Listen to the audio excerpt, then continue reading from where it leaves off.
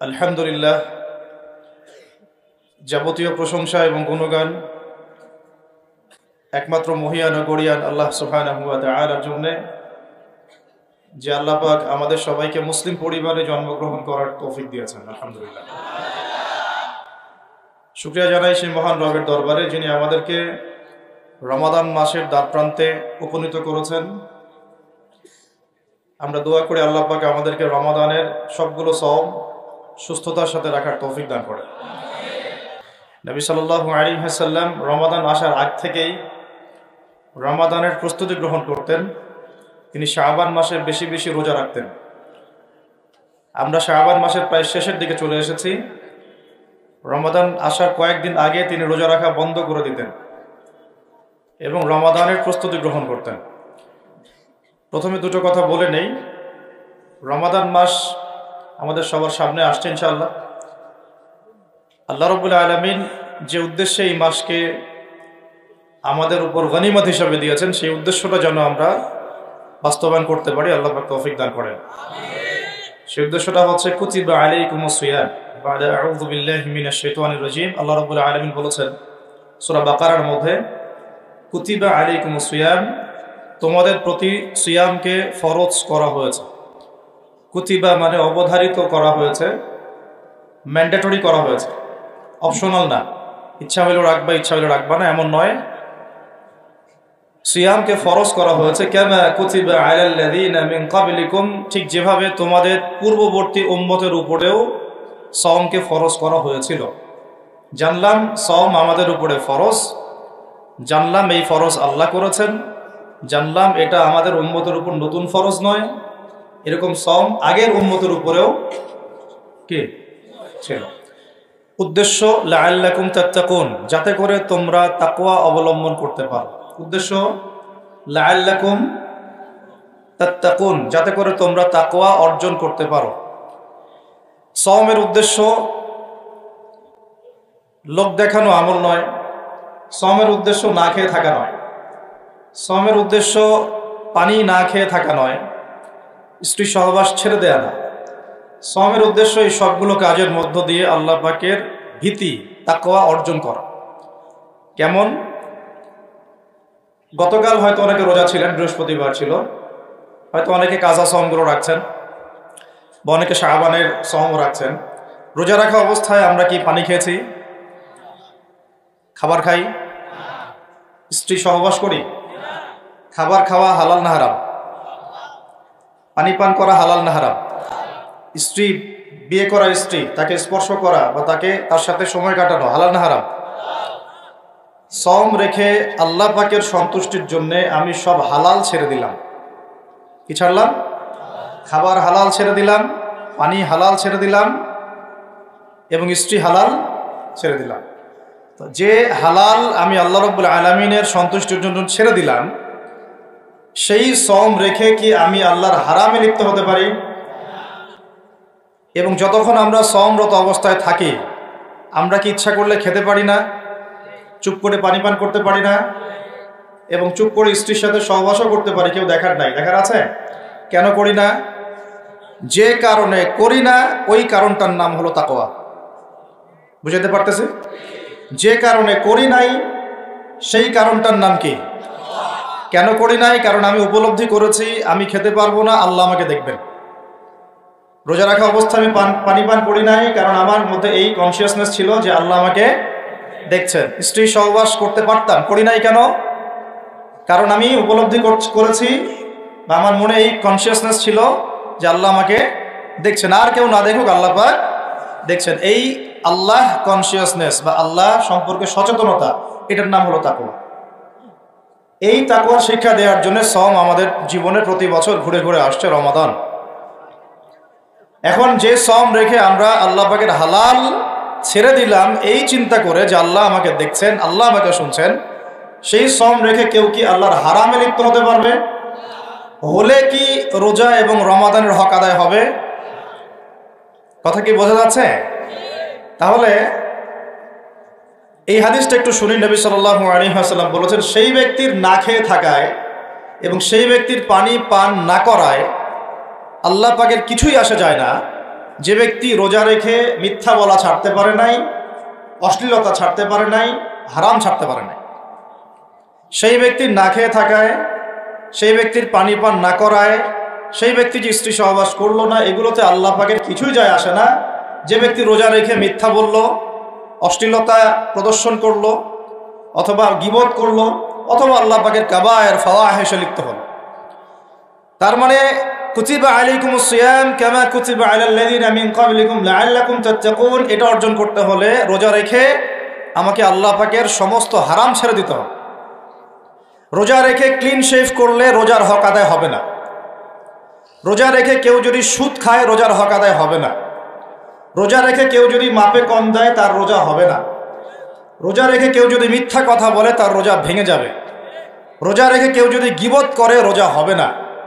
রোজা রেখে কেউ যদি বেনামাজি থাকে রোজা হবে না। রোজা রেখে যদি মানুষের উপর জুলুম করে কাউকে ঠকায় তার রোজা হবে না। রোজা রেখে আমানতের খেয়ানত করলে রোজা হবে না। রোজা রেখে মেয়ের সাথে কথা বললে রোজা হবে না। যে হালাল স্ত্রী আমি ছেড়ে দিলাম, সেই রোজা রেখে আমি হারামভাবে কোনো মেয়ের সাথে কথা বলতে পারি? অ্যাফেয়ার করতে পারে? কফি শপে বসতে পারে? বাইকে ঘুরতে পারে? জিনা করতে পারে?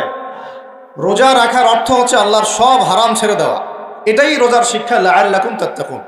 আমরা প্রত্যেক বছর এই আয়াতের উপর বয়ান করি, খুতবা হয়, মিম্বর থেকে জুমার খুতবায় এই আলোচনাটা হয়। মূল কথাটা হচ্ছে এই উপলব্ধিটা আনা, আনতা আবুদুল্লাহ কাআন্নাকা তারাহ, তুমি এমনভাবে আল্লাহর ইবাদত করো যেন তুমি আল্লাহকে দেখতে পাচ্ছ। আল্লাহ আমাদের সামনে থাকলে বা আমরা যদি আল্লাহকে দেখতে পারতাম, আমরা কি বেনামাজি থাকতে পারতাম? আমরা কি সুদ খাইতে পারতাম? আমরা কি মেয়ের সাথে জেনা করতে পারতাম? প্রমোশন দিতে পারতাম? শরীফ শরীফা পাঠ্যপুস্তকে আনতে পারতাম? আমরা কি আল্লাহ পাককে যদি দেখতাম বেনামাজি থাকতে পারতাম? ঘুষখোর হইতে পারতাম? দুর্নীতিবাজ হইতে পারতাম? মানুষের হক নষ্ট করতে পারতাম? আল্লাহ নবীজি বলছেন আনতা আবুদুল্লাহ কাআন্নাকা তারাহ, তুমি এমন ভাবে আল্লাহর ইবাদত করো যেন তুমি আল্লাহকে দেখছো। সুবহানাল্লাহ। এই চেতনা আসলে মানুষ হারামে লিপ্ত হতে পারবে না। হলেও তওবা করে ফিরে আসবে। হলেও কি করবে? সাথে সাথে তওবা করে ফিরে আসবে। আর ওয়াইল্লাম তাকুন তারাহু, তুমি যদি আল্লাহকে দেখতে না পারো ফাইন্নাহু ইয়ারাক, জেনে রাখবা আল্লাহ তোমাকে দেখছেন। ঠিক যে উপলব্ধিটা আমরা রোজা রেখে অর্জন করি, আমরা খাই না, আমরা পানি পান করি না, তৃষ্ণায় গলা ফেটে যাচ্ছে, প্রচন্ড রোদ, ক্ষুধায় পেট চোচো করতেছে, খাই কেন? খাই না কারণ আমরা উপলব্ধি করি আল্লাহ পাক আমাদেরকে দেখছেন। কেউ না দেখুক আল্লাহ দেখবেন। গোসল করার সময় পানি খাইতে পারতেছেন। তো এই চেতনাটা শিক্ষা দেওয়ার জন্যে রমাদান প্রতি বছর ঘুরে ঘুরে আসে। আল্লাহ পাক বলছেন কুতিবা আলাইকুমুস সিয়াম কামা কুতিবা আলাল্লাযিনা মিন ক্বাবলিকুম, এটা তোমাদের উপরে এখন ফরজ করা হয় নাই, তোমাদের আগের উম্মতের উপরেও ফরজ করা হয়েছিল, লাআল্লাকুম তাত্তাকুন, যাতে করে তোমরা তাকওয়া অবলম্বন করতে পারো। আর তাকওয়া সম্পর্কে নবীজি আরো একটা হাদিসে বলেছেন তাকওয়া হাহুনা, তাকওয়া হাহুনা বলতে তিনি বুকের দিকে ইশারা করছেন, মানে তাকওয়া আপনার লেবাস পোশাকে না। আমি পাগড়ি জুব্বা পরে বসে আছি মানে এই না যে আমি আপনার চেয়ে বেশি মুত্তাকি, যদিও এটা তাকওয়ার পোশাক। মুত্তাকি মানুষটা ঢিলাঢালা পোশাক পরবেন, নবীর সুন্নত অনুসরণ করবেন, এটা একটা বৈশিষ্ট্য।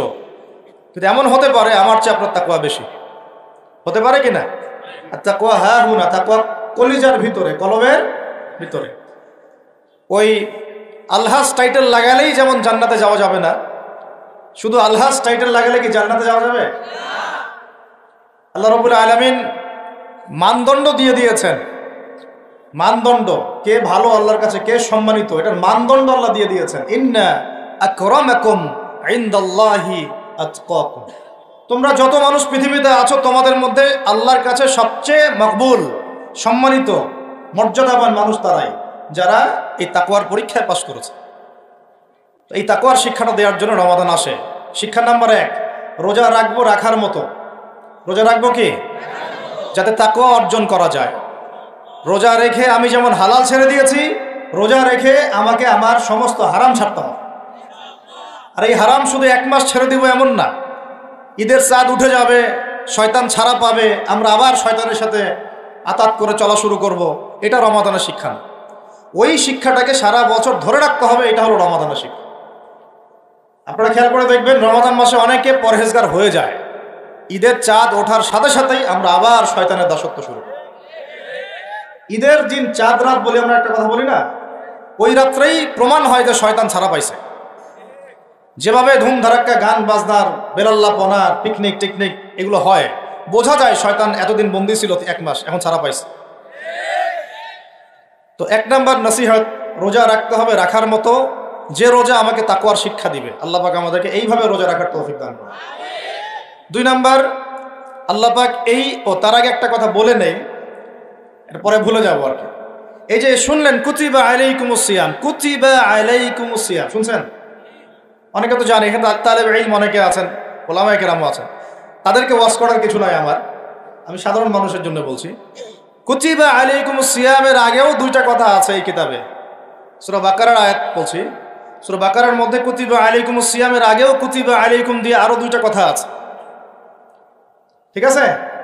এটা তো বুঝলেন, কুতিবা আলাইকুমুস সিয়াম, সিয়াম ফরজ করা হয়েছে। ঠিক একটু আগে যাবেন, 2-1 পৃষ্ঠা আগে গিয়ে দেখবেন আল্লাহ পাক আয়াত নাজিল করেছেন, কুতিবা আলাইকুমুল কিসাস, তোমাদের উপরে কিসাসকেও ফরজ করা হয়েছে। কি ফরজ করা হয়েছে? ওই যে কুতিবা আলাইকুমুস সিয়াম তো বুঝলো, এটা রোজা রাখতেছে 1 মাস, কুতিবা আলাইকুমুল কিসাস বুঝে না। কুতিবা আলাইকুমুল কিসাস আর কুতিবা আলাইকুমুস সিয়াম একই মিজানে না ভাইরা? বুঝতে পারতেছেন তো আপনারা? একই মিজানে, একই ওজনে না? তো কুতিবা আলাইকুমুল কিসাস, তোমাদের উপরে কিসাসকেও ফরজ করা হয়েছে। তোমাদের বলতে আমাদের সবার উপরে, মুসলিমদের উপরে। কিসাসটা কি? কিসাসটা কি?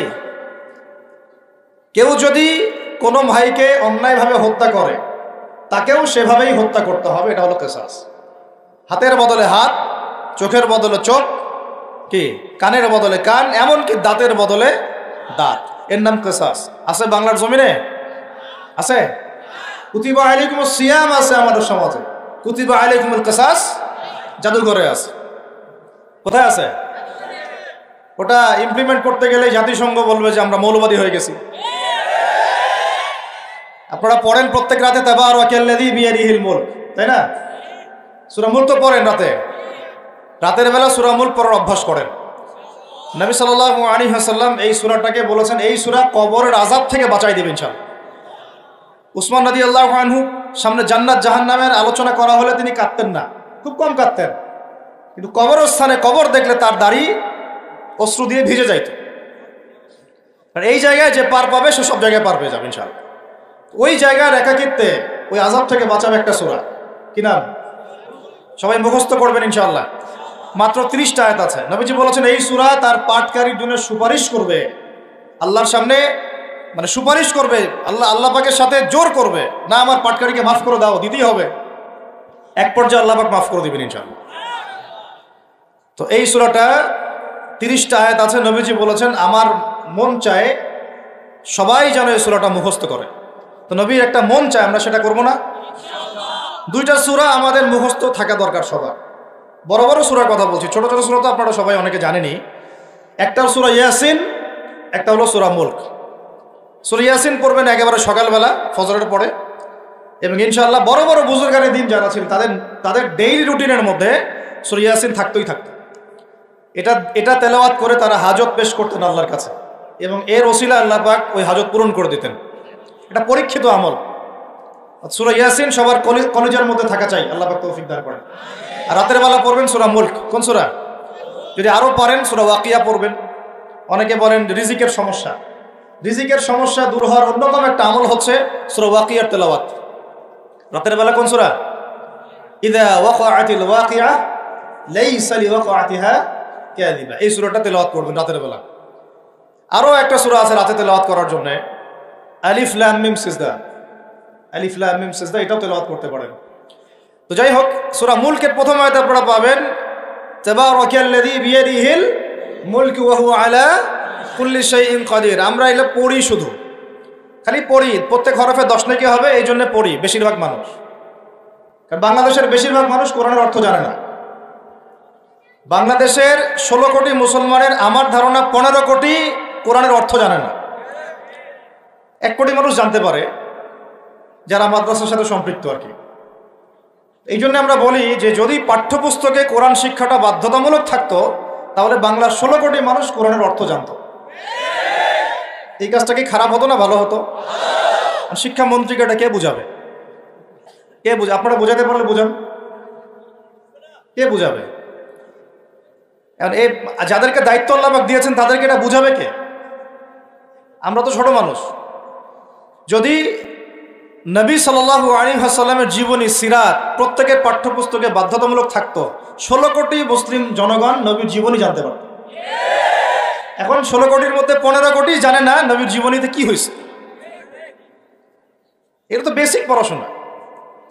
যদি আমরা একটা ভয় করে মসজিদ একেবারে বন্ধ করে ফেলতে পারি, মাস্ক পরাইতে পারি সবাইকে, সোশ্যাল ডিস্টেন্স 10 হাত দূরে দূরে দাঁড়াও, হ্যাঁ, নবীর জামানাতেও অনেক সমস্যা হয়েছে, কিন্তু এরকম করে ডিস্টেন্সে দাঁড়ানো হয় না। যাই হোক, এটা তো জাতিসংঘের আন্ডারে চলতেছে বিশ্বটা আর কি। তো এখন এটা যদি আমি চাপ দিয়ে করাতে পারি, তাহলে আমি পাঠ্যপুস্তকের মধ্যে নবীর সিরাত এবং কোরআন বাধ্যতামূলক করতে পারি না? এই যে আমরা যারা 15-20 বছর ইউনিভার্সিটিতে পড়েছেন, স্কুল কলেজ ইউনিভার্সিটি, এখানে কারা কারা পড়েছেন হাত তুলেন দেখি একটু। যারা অনার্স মাস্টার্স কমপ্লিট করেছেন বা পড়তেছেন এখনো, আপনারা আছেন কতজন? আছে অনেকে, হাত নামান। এখন আপনারা ভাই বাংলা পড়েছেন না? নজরুল, রবীন্দ্রনাথ, বঙ্কিমচন্দ্র, শরৎচন্দ্র ইত্যাদি ইত্যাদি। ইংরেজি পড়েছেন না? ব্যাকরণ, দাঁত ভাঙা ব্যাকরণ। বাংলা ব্যাকরণ পড়েছেন না? দাঁত ভাঙা। তারপরে কেমিস্ট্রি পড়েন নাই? হ্যাঁ, ফিজিক্স পড়েন নাই? বায়োলজি পড়েন নাই? তারপরে আমরা হায়ার ম্যাথ করতাম, জটিল জটিল সূত্রগুলো মুখস্থ করেন নাই? কত কি পড়েছেন। কিন্তু এই পড়াশোনাগুলো কেন করেছেন? সিলেবাসে ছিল আমাকে পড়তে হবে, যদি না পড়ি পরীক্ষা পাস করতে পারবো না, পরীক্ষা পাস না করলে রেজাল্ট আসবে না, রেজাল্ট না আসলে চাকরি পাবো না, চাকরি না পাইলে রিজিকের ব্যবস্থা হবে না, রিজিকের ব্যবস্থা না হলে বিয়ে শাদী হবে না, বিয়ে শাদী না হলে জীবনটাই বরবাদ। এই তো ফিলোসফি, তো এইটাই, রাস্তা তো এটা না। এখন চাপ দিয়ে এত কিছু পড়লেন, বিসিএস কোচিং করেছেন অনেকেই চাকরির পরীক্ষা দিচ্ছেন, নিয়োগ বিজ্ঞপ্তির পরীক্ষা দিচ্ছেন, প্রাইমারি পরীক্ষা দিচ্ছেন, সবই পড়তেছেন। আমি নিজেও পড়েছি এগুলো আমার মুখস্থ ছিল সব, এখনো হয়তো ধরলে বলতে পারবো কিছু, যদিও এগুলোর চর্চা আমরা বন্ধ করে দিয়েছি। কথা হচ্ছে, একটা রিজিকের সোর্সের জন্য আমি যে 15 বছর এই পড়াশোনাগুলো করলাম, যদি আমার সিলেবাসের মধ্যে কোরআন থাকতো, হাদিস থাকতো, নবীর সিরাত থাকতো, তারপরে ধরেন সাহাবীদের জীবনী থাকতো, ইসলামের ইতিহাস থাকতো, বেসিক ফিকহ আকীদা থাকতো, আমি কি বাধ্য ছিলাম না এগুলো পড়ে পরীক্ষা দেওয়ার জন্য? তখন আমাদের এই জেনারেশনের ইসলামিক শিক্ষায় উন্নতি হইতো না? সবকিছু দাওয়াত দিয়ে হয় না, অনেক কিছু উপরের লেভেল থেকে চালু করতে হয়, তাহলে জনগণ সেটা মেনে নিতে বাধ্য থাকে। এই রমজান মাসে দেখবেন বাজারে অনেক সিন্ডিকেট হবে, আপনি এগুলো মিষ্টি মিষ্টি কথা বলে এগুলো বন্ধ করতে পারবেন না। যখন এরকম দুর্নীতিগুলো হবে বাজারে, মার্কেটে, ধরবেন, মোবাইল কোড বসাবেন, 6 মাসের জন্য ঢুকাবেন, পারলে একটা করে আঙ্গুল দিবেন কাইটা, তারপর দেখবেন সব সিধা হয়ে গেছে। সবকিছু দাওয়াত দিয়ে আর ওয়াজ করা হয় না, একটা সিস্টেম থাকে। আমি বলি কি, একটা বিষয় বুঝেন, একটা বিষয় হচ্ছে প্রাকৃতিকভাবে উৎপন্ন হচ্ছে কিছু জিনিস, আর আপনি একটা ফ্যাক্টরি দিয়েছেন, ফ্যাক্টরি থেকে উৎপাদন বাড়বে না কমবে? আপনি হাতে উৎপাদন করতেছেন একটা জিনিস, মনে করেন কাপড়ে পাঞ্জাবি জুব্বা, আর জুব্বার একটা ফ্যাক্টরি দিয়েছেন, উৎপাদন কোথায় বেশি হবে? রাষ্ট্র হচ্ছে সেই ফ্যাক্টরি যেটা সব দিক থেকে উৎপাদন বাড়াতে পারে। আমরা দাওয়াত দিচ্ছি এখন ইন্ডিভিজুয়ালি, ব্যক্তিগতভাবে একে একে মানুষ চেঞ্জ করার দাওয়াত দিচ্ছি আমরা। বুঝতে পারতেছি পার্থক্যটা? যে আয়াত থেকে এদিকে চলে আসছি, তাবারাকাল্লাযী বিয়াদিহিল মুলক, তাবারাকাল্লাযী বরকতময় সেই সত্তা, মহাপবিত্র মহা বরকতময় সেই সত্তা। কোন সত্তা? বিয়াদিহিল মুলক, যার হাতে আছে সার্বভৌমত্ব। মুলক মানে কি? রাজত্ব, ক্ষমতা বা সার্বভৌমত্ব। রাজত্ব, ক্ষমতা বা সার্বভৌমত্ব, তিনটা শব্দ বললাম, ডিকশনারিতে চেক করে দেখেন মুলক শব্দের অর্থ কি। আবার বলতেছে তাবারাকাল্লাযী, বরকতময় সেই সত্তা, মানে কে? মহাবিশ্বের একমাত্র স্রষ্টা আল্লাহ রাব্বুল আলামিন, তিনি বরকতময়। বিয়াদিহিল মুলক, যার হাতে কি আছে? রাজত্ব অথবা ক্ষমতা অথবা সার্বভৌমত্ব, বা ইংরেজি দিয়ে বললে আমরা বলি সভরেন্টি। কি বলি?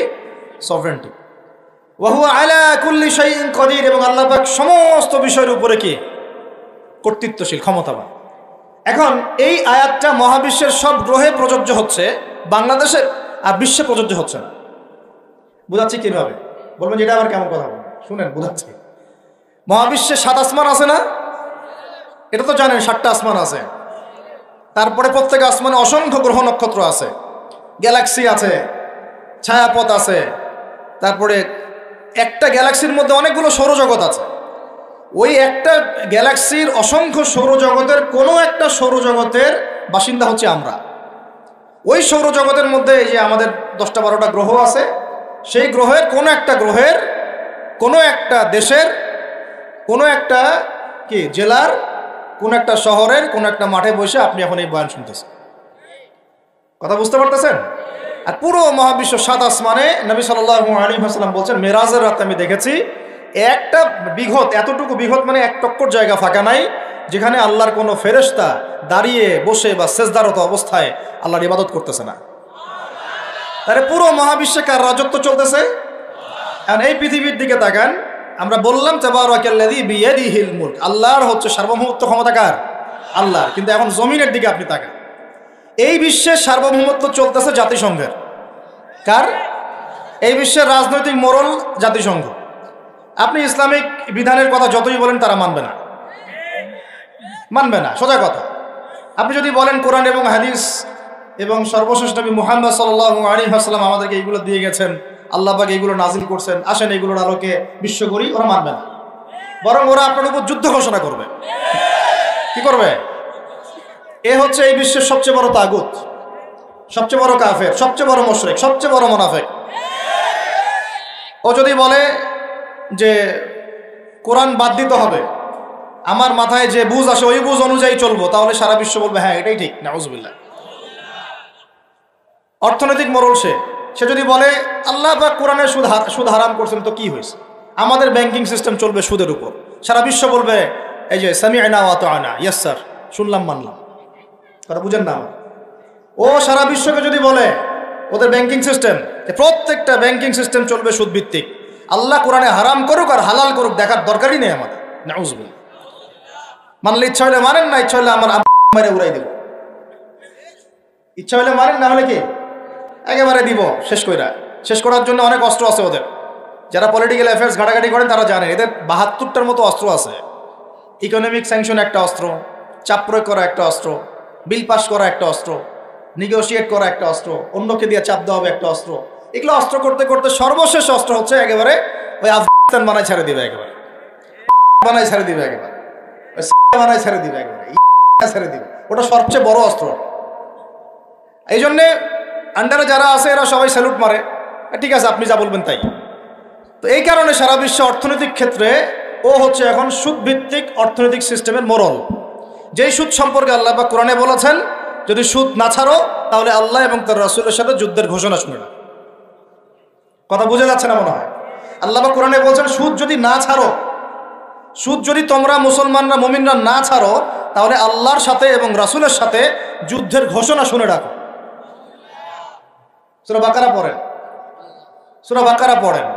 আল্লাহ পাক বলছেন ইয়া আইয়ুহাল্লাযীনা আমানু ইত্তাকুল্লাহ ওয়া যারু মা বাকিয়া মিনার রিবা ইন কুনতুম মুমিনিন ফাইন লাম তাফআলু ফাআযানু বিহারবিন মিনাল্লাহি ওয়া রাসূলিহি। তাহলে আল্লাহ পাক এখানে বলছেন হারাম, যদি খাও তাহলে আল্লাহর সাথে যুদ্ধ করতেছো, নবীর সাথে যুদ্ধ করতেছো। ওরা বলে দিল এটা ফরজ। কি এটা? তুই মানলে মান, না মানলে যা, তোর ব্যাপারে ব্যবস্থা আমরা পরে নিব। তাহলে আমরা এই পুরো বিশ্বে এখন কার সার্বভৌমত্ব চলতেছে? কোরআনে? জি না, কোরআন ওই তেলাওয়াত করার জন্য রেখে দেওয়া হয়েছে। কিসের জন্য? ঘরের কোনায় তেলাওয়াত করেন আপনি কোরআন, কোনো সমস্যা নাই।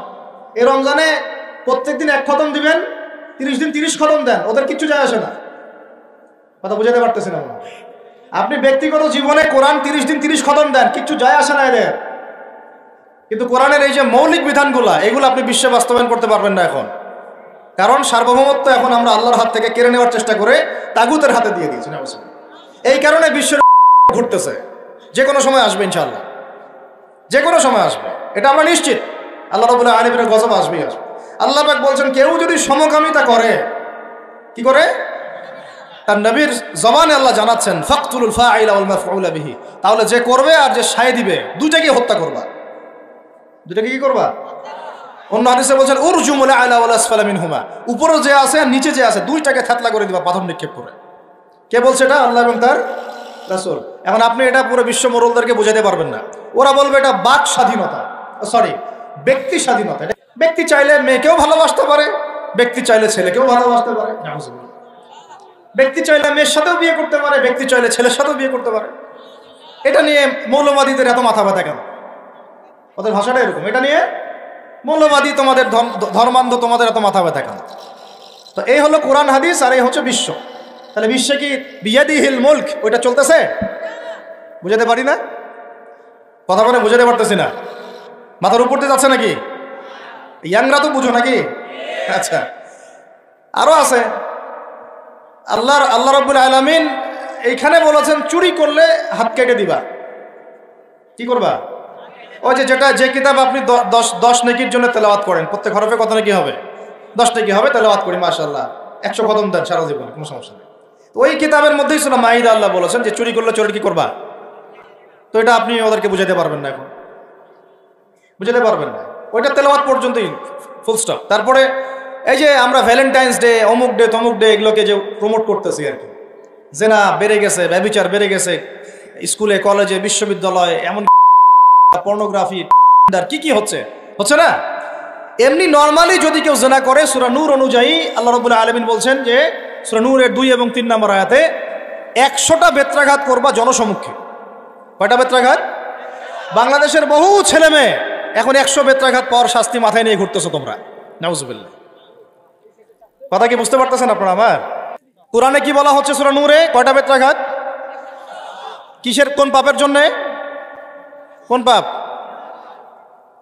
যার শুরুটা হয় ওই টেক্সটের মাধ্যমে, তারপরে দেখা সাক্ষাৎ, তারপরে এইটা, তারপরে ওইটা। ঢাকা শহরে এর পরিসংখ্যান বেশি না কম? কত বেশি? কতগুলা ছেলে পাওয়া যাবে যারা এই পাপে লিপ্ত হয় নাই? কতগুলা মেয়ে পাওয়া যাবে যারা এই পাপে লিপ্ত হয় নাই? কতগুলা আপনি দেবর পাবেন যারা জেনা করে নাই? কতগুলা ভাবি পাবেন জেনা করে নাই? কতগুলা দুলাভাই পাবেন শালীর সাথে জেনা করে নাই? কতগুলা ছেলে পাবেন বিবাহিত ছেলে যারা বাইরে পরকিয়া করে নাই? শুধু আল্লাহ পাকই জানেন ভালো এই জাহিলিয়াতের মধ্যে কত % মানুষ পবিত্র থাকতে পারছে। শুধু আল্লাহ ভালো জানেন, আর কেউ জানে না। আমি বেশি বলতেও চাচ্ছি না, কারণ আমরা সবাই এই শহরেই থাকি। আর ঢাকাতে যারা থাকে তারা মোটামুটিভাবে একটা কেয়ামতের শহরেই থাকে, কারণ এখানে এমন কোনো পাপ নাই যেটা হচ্ছে না, এমন কোনো পাপ নাই। একেবারে প্রতারণা দিয়ে ভর্তি, উপর থেকে নিচ পর্যন্ত। এই শহরে প্রথম যে জিনিসটা উঠে গেছে এটা হচ্ছে বিশ্বাস। কি উঠে গেছে? দ্বিতীয় উঠে গেছে আমানতদারিতা। বিশ্বাস উঠে গেছে, এখানে নাই। আমানতদারিতা নাই। কে কার উপর দিয়ে টক্কর দিতে পারে, এটা হচ্ছে আমাদের এজেন্ডা আর কি। একটা রাস্তার যে ভিক্ষুক, এরও মাথায় যে এত শয়তানি বুদ্ধি, আর অন্য অন্য সেক্টর না হয় নাই বললাম। আপনার কাছে টাকা যাচ্ছে গাড়ির গ্লাসে নক করে, ও কিন্তু পাটা ভালোই আছে, ও ল্যাংড়ানোর অভিনয় করতেছে। কত বুদ্ধি! কেউ আবার ইচ্ছা করে একটা আঙ্গুল বা হাত কাটে নিয়েছে, ইচ্ছা করে কাটছে, সারা জীবন কোনো কাজ করা লাগবে না, এটা করেই খাবে। কেউ আবার ইচ্ছা করে হিজড়া হচ্ছে এই শহরে, এটা সারা জীবন কাজ করা লাগবে না, এমনিই খাবে। কত বুদ্ধি মানুষের মাথায়, চিন্তা করছেন? যাকে আপনি টাকা দিচ্ছেন 10 টাকা, ওর ফ্ল্যাট আছে, আপনার কিছুই নাই, ওরই জমি আছে। হিজড়ার সর্দার BMW চালায়, আর আপনি কোনো রকমের ট্যাক্স করলা ম্যানেজ করতে পারেননি এখন পর্যন্ত। প্রতারণা দিয়ে ভর্তি, প্রতারণা, আমানতের খেয়ানত, দুর্নীতি, পদে পদে বাটপারি, আর কি বলবো, মানুষকে ঠকানো, জুলুম করা, সুযোগ পাইলেই সুযোগ নেওয়া, সুযোগ পাইলে একটু সুযোগ নেওয়া। আর বিভিন্ন জায়গায়, স্পেশালি মানে কিছু কিছু বড় বড় জায়গায় এমন কিছু মানুষকে বসায় দেওয়া হয়েছে যাদের মনে হয় ইসলামের নাম শুনলেই ভিতরে মানে তেলে বেগুনে জ্বলে উঠে গেল। ইসলাম শব্দটা শুনলেই গায়ে জ্বালা শুরু হয় এখন। তো বেশি দিন নাই ইনশাআল্লাহ, হয় আল্লাহর গজবে এগুলো ধ্বংস হবে, অথবা ইনশাআল্লাহ তাআলা আবাবিল পাখি তো আর আসবে না পাথর ছুটতে। আবাবিল তো পাখির নাম না, আবাবিল মানে তো ঝাঁকে ঝাঁকে, মানে এটা তো ওই আবরাহার বাচ্চা আবরাহার যুগ না যে আবাবিল আসবে আর পাথর ফেলবে। আসবে, পাথর ফেলার প্রজন্ম তৈরি হবে ইনশাআল্লাহ। মূল সমস্যাই হচ্ছে করাপশন, দুর্নীতি, মূল সমস্যাই। এটা যদি না থাকতো সারা বিশ্বে বাংলাদেশকে টক্কর দেওয়ার মতো কান্ট্রি খুব কমই থাকতো। কে না জানে এগুলা? সবাই জানে, আর আমরা মেনেও নিয়েছি এগুলা ভাই, চুপচাপ মনে মনে মেনে নিয়েছি যে ওইখানে গেলে এত দেওয়া লাগবে, ওইখানে এত না দিলে আমার এটা হবে না, ওইখানে এটা দিতে হবে, ওইখানে এটা করতে হবে, আমরা মেনেও নিয়েছি মাশাআল্লাহ। আর যখন জুলুম মানুষ মেনে নেয় তখন আরো বড় জালেমকে আল্লাহ পাক চাপায় দেয়।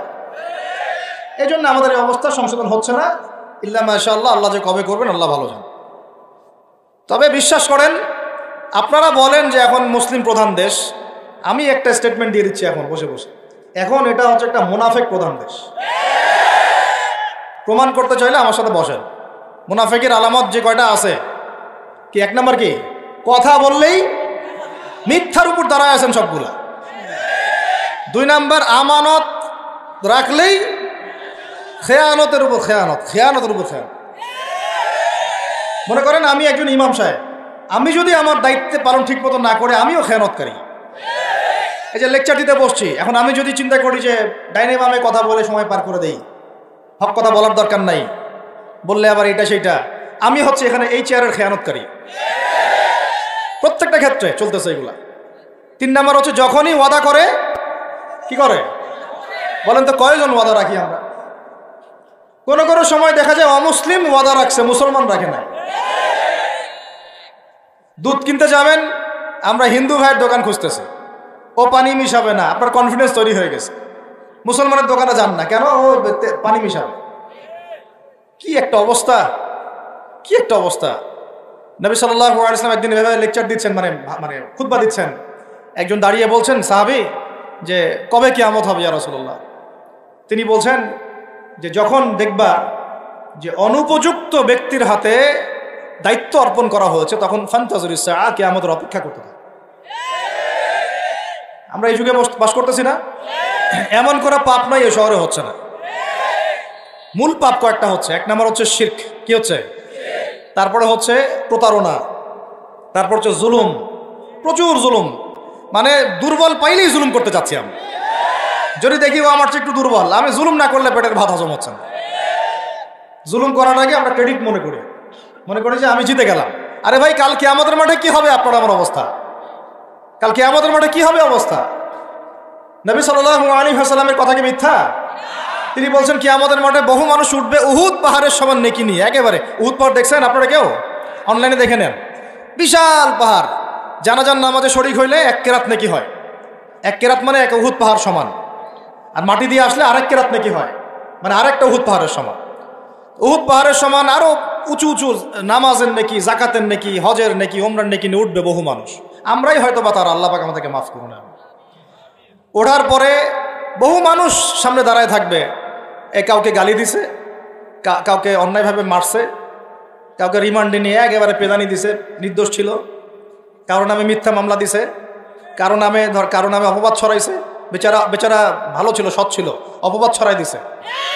কারো নামে ধরেন যে কারো গীবত করছে, কারো টাকা নিয়ে টাকা দেয় নাই, হ্যাঁ, কারো জমি আত্মসাৎ করে খাইছে, ভূমিদস্যু ছিল। মানে মানুষের সাথে জড়িত পাপ ছিল। কি ছিল? অন্যের সাথে জড়িত, মানে অন্যের হক নষ্ট করছে আর কি, অন্যের। এখন আল্লাহ পাক বলবেন যে তোমার এই ঋণ এখন শোধ করো। ওই দিন তো ঋণ শোধ করার কোনো বুদ্ধি আছে? বুদ্ধি নেই। এখন কি পদ্ধতি? ফেরেশতাদেরকে বলা হবে এই ব্যক্তির আমল নামায় যে নেকিগুলো আছে, নামাজের নেকি, রোজার নেকি, হজের নেকি, যাকাতের নেকি, এইগুলা দিয়ে ওদের আমল নামা ভর্তি করো, যারা পাওনাদার দ্বারায় আছে। ভর্তি করতে করতে করতে করতে এক সময় দেখা যাবে এই ব্যক্তির আমল নামা ফাঁকা হয়ে যাবে। তখন কি হবে? ফেরেশতাদেরকে বলা হবে ওই যে যারা ভুক্তভোগী, ওদের আমল নামা থেকে গোনাহ নিয়ে এই ব্যক্তির আমল নামায় ঢাল। নাউজুবিল্লাহ। এরপরে ওই ব্যক্তিগুলো দেখা যাবে জান্নাতে চলে গেছে, মাজলুম ছিল পৃথিবীতে, ওই দিন সফল হয়ে গেছে, জান্নাতে চলে গেছে। এবারটা দুনিয়া জালেম ছিল, এই জাহান্নামে চলে গেছে। নাউজুবিল্লাহ। আল্লাহ পাক আমাদেরকে এরকম মানুষের হক নষ্ট করা থেকে হেফাজত করে না। ভাই, মানুষের হক নষ্ট করতে যায় না। নিজে আমল তো এমনিই কম, ভাঙাচোরা ইমান, মুনাফিকের মতো বসবাস করতেছি। এখন তো আমরা মুনাফিকের মতো বসবাস করতেছি এই দুনিয়াতে। এখন যারা আমার মনে হয় মন থেকে ইমানের দাবি করতে পারে শক্তভাবে যে হ্যাঁ আমরা ইমানদার, এরা হচ্ছে ভাইরা। বুঝলেন এই কথা? তারা মনে হয় দাবি করতে পারে যে হ্যাঁ আমরা ইমানদার। আমরা তো নেফাকের উপরে আছি। এখন আমরা তো স্বীকৃতি দিতে পারতেছি না, এখন সত্যকে স্বীকৃতিও দিতে পারি না, বরং আমরা মানচিত্র থেকে মানচিত্র উঠাই দিলাম, দিয়ে যারা জালেম ওদেরটা প্রতিষ্ঠা করলাম। ওইটাও পাঠ্যপুস্তকে আসছে। আপনারা তো শুধু একটাই শুনে বসে আছেন, একটাই শুনে আছেন না আপনারা? শরীফ শরীফা তো আছেই, এইটাও একটা ইস্যু ছিল। আল্লাহ পাক আমাদেরকে চোখ খুলুন, আল্লাহ পাক আমাদের চোখ খোলার তৌফিক দান করেন। আর ভাই বাইরের চোখ তো সবারই খোলা, ভিতরের চোখটা খোলার তৌফিক দান করেন। আমি অনেক ভিতরে চলে আসছি, বুঝাইতে চাচ্ছিলাম যে এই বিশ্বে এখন আল্লাহ পাককে সার্বভৌম ক্ষমতার অধিকারী মানা হচ্ছে না, এটা হচ্ছে বৈশ্বিক শিরক। রাজনৈতিক ক্ষেত্রে আমরা আল্লাহর সার্বভৌমত্ব মানছি না, অর্থনৈতিক ক্ষেত্রে আমরা আল্লাহর দেয়া বিধান মানছি না, শিক্ষা ক্ষেত্রে আমরা আল্লাহ পাকের দেয়া শিক্ষানীতি মানছি না, সংস্কৃতির মধ্যে আমরা আল্লাহর সংস্কৃতি মানছি না, ব্যক্তি জীবনে, ইবাদতের জীবনে, পারিবারিক জীবনে, সামাজিক জীবনে আমরা আল্লাহ পাকের সার্বভৌমত্বকে বাদ দিয়ে মানুষের সার্বভৌমত্ব প্রতিষ্ঠা করেছি। আর আমরা তেলাওয়াত করতেছি তাবারাকাল্লাযী বিয়াদিহিল। তো আমাদের কথা আর বাস্তবতার মধ্যে অনেক ফারাক। আল্লাহ পাক আমাদেরকে কোরআন গভীরভাবে অনুধাবন করার তৌফিক দান করেন। খালি তেলাওয়াত করলেই হবে না ভাই, এর অর্থটা জানতে হবে। অর্থ না জানলে পরে তেলাওয়াত করলে নেকি হবে না, এটা বলি নাই আমি। বলেছি শুধু তেলাওয়াত করলেই পুরো হক আদায় হয় না, শুধু তেলাওয়াত করলেই পুরো হক আদায় হয় না, 100 বার হয় না। আবার বলতেছি শুনেন ভালো করে, তেলাওয়াত করলে প্রত্যেক হরফে 10 নেকি হয়, কিন্তু শুধু তেলাওয়াত করলেই কোরআনের সম্পূর্ণ হক আদায় কোশ্চিনকালেও হয় না। এই যে অর্থগুলো না জানলে আপনি কিভাবে বাস্তবায়ন করবেন, বুঝবেন কিভাবে, কি বলেছেন আল্লাহ পাক কোরআনে? এই যে একটা আয়াত নিয়ে এতগুলো কথা বললাম, আপনারা এখন চোখ খুললো যে সারা বিশ্বে আল্লাহর সার্বভৌমত্ব সভরেন্টি নাই। এখন আমরা মানুষেরটা প্রতিষ্ঠা করেছি কিছু কিছু জায়গায়, ইল্লা মাশাআল্লাহ, কিছু কিছু জায়গায় আমরা মেনে নিয়েছি যে আল্লাহ পাকই সার্বভৌমত্ব ক্ষমতার অধিকারী। এখন তো এটা মানুষের হাতে উঠাই দিয়েছেন। আল্লাহ পাক আমাদেরকে পাঠাইছেন দুনিয়াতে তার খলিফা হিসেবে। কি হিসেবে? আল্লাহর খলিফার কাজ কি? শয়তানের দাসত্ব করবে না আল্লাহর? বলেন, আল্লাহর খলিফার বৈশিষ্ট্য কি, ফাংশন কি? সে কি শয়তানের দাসত্ব করবে না আল্লাহর? সে কি আল্লাহর বিধান মানবে না শয়তানের? সে কি আল্লাহর সার্বভৌমত্ব মানবে না শয়তানের? তাহলে আমরা আল্লাহ পাকের কয়টা বিধান বাস্তবায়ন করতে পারছি? একজন আমাকে খুব কড়া ভাষায় বলছিলেন একদিন যে আপনি প্রথম ব্যক্তি মনে হয় বলেছেন ঢাকা হচ্ছে দ্য সিটি অফ আখিরুজ্জামান। আপনি চোখে দেখেন না ঢাকা শহরে এত এত মসজিদ আছে? বললাম যে এইটা আপনার চেয়ে আগে আমি দেখছি ঢাকা শহরে এতগুলো মসজিদ আছে। আমার কাছে হিসেব করা আছে কয়টা মসজিদ ঢাকায় আছে। তাহলে আপনি বললেন যে এটা সিটি অফ আখিরুজ্জামান। বললাম ঢাকা শহরে এতগুলো যে মসজিদ আছে কত বছর থেকে আছে? বলছে 50, 60, 70 বছর থেকে। তো বলো 70 বছরে কোরআনের আপনি একটা বিধান বাস্তবায়ন করতে পারছেন ঢাকায়? বলেন, পারছেন? ঢাকা শহরে কি চোরের হাত কাটা হয়? ঢাকা শহরে কি যে জেনার শাস্তি দেওয়া হয়? মদ পান করলে 40 লাঠি দেওয়া হয়? ব্যভিচার করলে রজম দেওয়া হয়? সমকামিতা করলে রজম দেওয়া হয়? ধর্ষণ করলে প্রকাশ্য মৃত্যুদণ্ড দেওয়া হয়? মসজিদ দিয়ে কি করবেন আপনি? বলেন, এতগুলো মসজিদ দিয়ে কি করবেন? মসজিদে আমরা নামাজ পড়ি, ব্যক্তিগত ইবাদত। আর মানুষের বাঙালিকে কারা জানি বুঝাইছে সারা জীবন যত ইচ্ছা পাপ কর, শেষ জীবন একটা মসজিদ বানায় যাইস বা মসজিদের সভাপতি হয়ে থাকিস, ঠিক আছে? যত ইচ্ছা কর, যা ইচ্ছা কর, সুদ খা, ঘুষ খা, সব কর, শেষে একটা মসজিদ বানাই দিস। কারণ হাদিসটা হচ্ছে মান বানা লিল্লাহি মাসাজিদান বানাল্লাহু বাইতান ফিল জান্নাহ। কেউ যদি আল্লাহর জন্য একটা মসজিদ বানায়, আল্লাহ পাক তার জন্য জান্নাতে একটা ঘর বানাবে। ব্যাস, এই হাদিসের উপর আমল কইরা কবরে যাবে। সারা জীবন যে আমি মাশাআল্লাহ নাউজুবিল্লাহ আল্লাহর কোনো বিধানই মানলাম না, না নামাজ, না যাকাত, না সাদাকা, না এই যে কোরআন এর হক আদায় করা, না আমর বিল মারুফ, না নাহি আনিল মুনকার, না ইকামাতের দিন, ইত্যাদি ইত্যাদি। অনেক অনেক গভীর ভাই, আলোচনাও গভীর, পরিবেশও অনেক গভীর, অন্ধকারও অনেক গভীর। এই অন্ধকার থেকে বের হইতে হইলে ভাই রমাজান আমাদের সামনে একটা মৌসুম। এটা আল্লাহ পাক সুযোগ দেন। আপনারা তো দেখেন সন্ধ্যাবেলায় পাখিরা কোথায় ফিরে যায়? বাসায় ফিরে যায় না? এই সারা বছর সারা জীবন আমরা অনেক দূরে চলে গেছি আল্লাহ থেকে, রমাজান আসছে এখন আবার বাসায় ফিরে আসে। রমাজান কেন আসে? যাতে এই বিচ্ছিন্ন উম্মাহ এক জায়গায় হয়, পাপী মুসলিমরা আল্লাহর দিকে ফিরে আসে। সারা বছর যারা এদিক ওদিক চলে গেছেন রমাজানে আসেন, ঘরে ফিরে আসেন। আল্লাহ পাক তৌফিক দান করে না। অনেক ভিতরে ঢুকে গেছি ভাই। প্রথম কথা বলছিলাম লাআল্লাকুম তাত্তাকুনের হক আদায় করতে হবে, রাজি আছি তো ইনশাআল্লাহ? 2 নাম্বার এই যে বলছিলাম কুতিবা আলাইকুম নিয়ে কথা।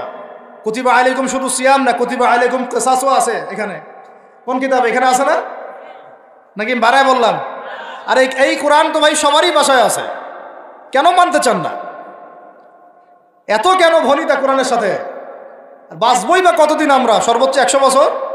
ভাই সবাইকেই তো একা একা আল্লাহর সামনে দাঁড়াইতে হবে, তাহলে এত ভনিতা কিসের? এত নেফাকি কেন? এত অস্বীকৃতি কেন? ইসলাম নিয়ে এত অ্যালার্জি কেন? আল্লাহ রসুল এবং ইসলামের নাম শুনলে গা জ্বলে কেন?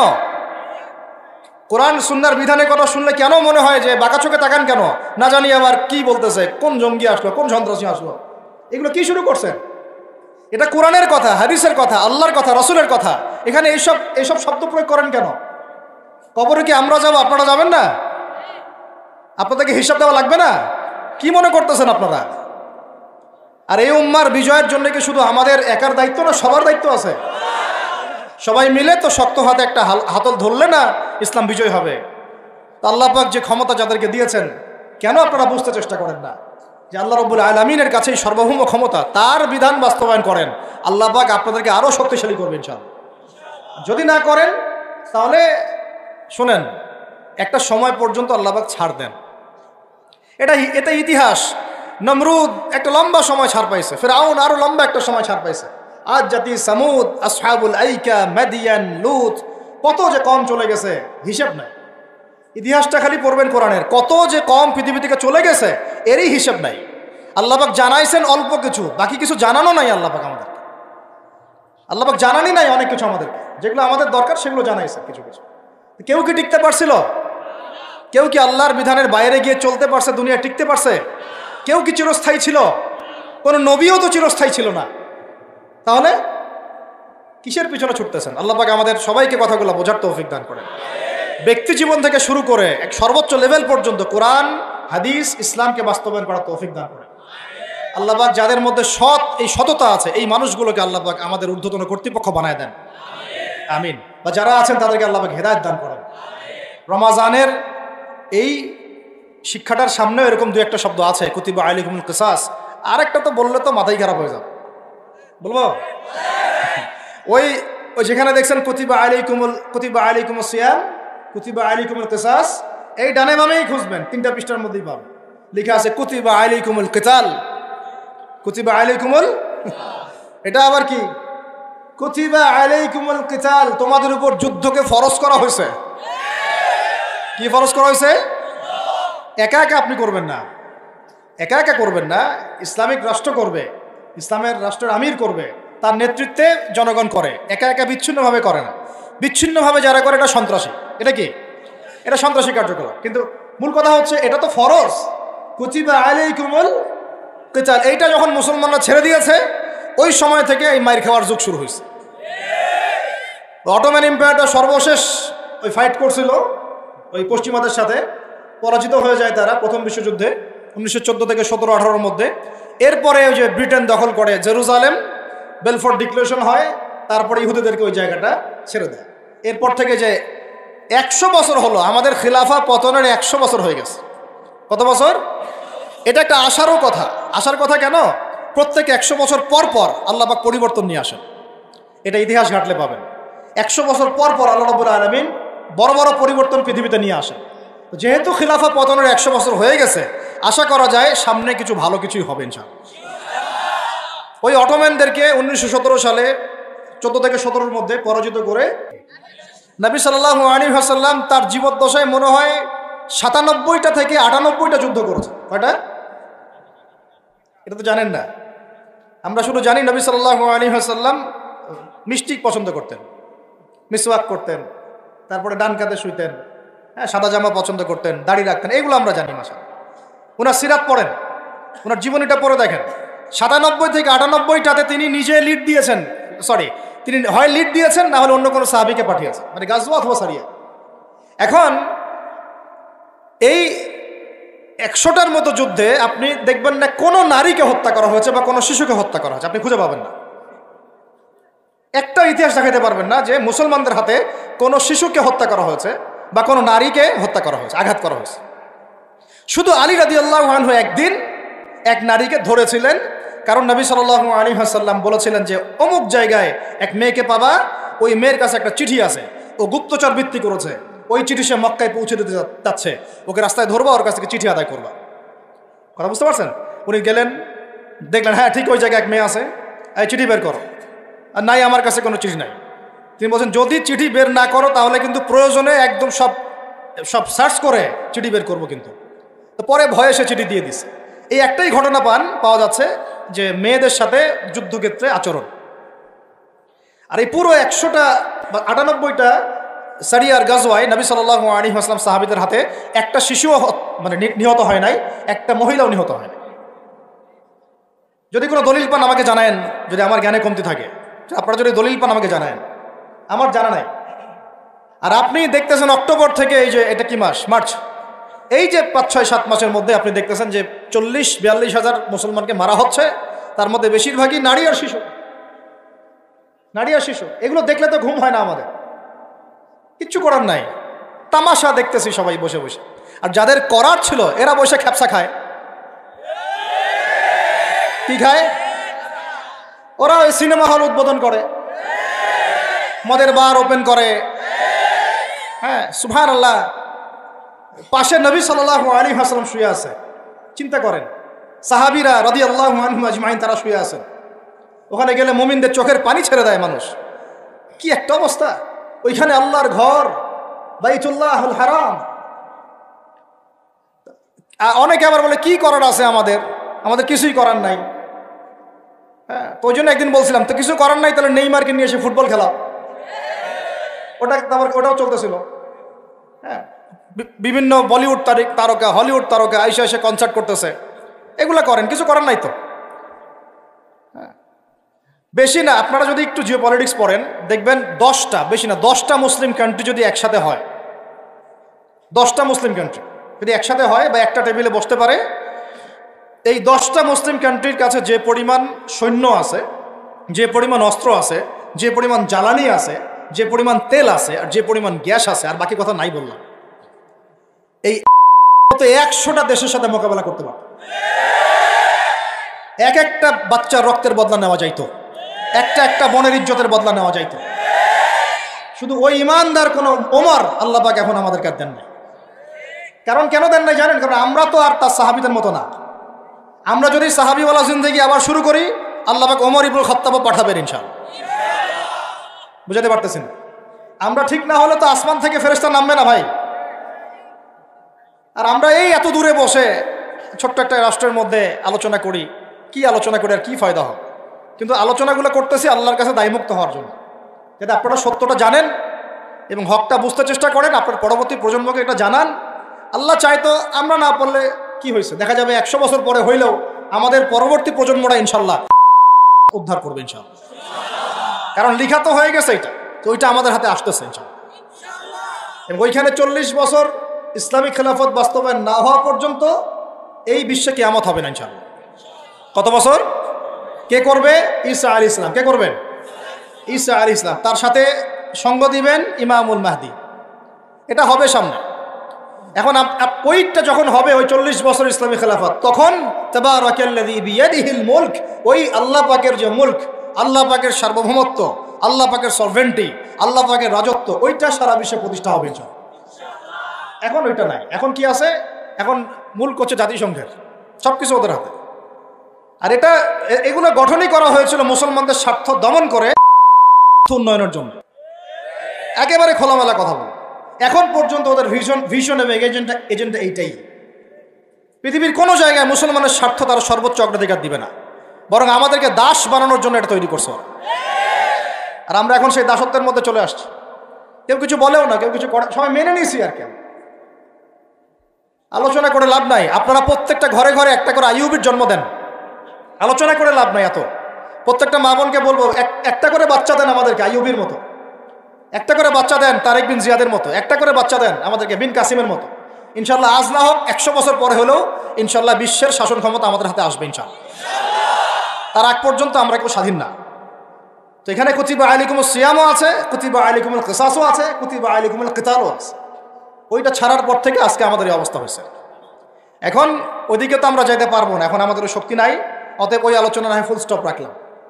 এখন এই মাসে আমরা কি আল্লাহর দিকে ফিরে আসতে পারি কি না? অন্তত যারা নামাজ আমরা কাজা করছি বা অলসতা দেখাচ্ছি, রমজান মাসে 5 ওয়াক্ত পাক্কা নামাজি হইতে পারবো তো ইনশাআল্লাহ?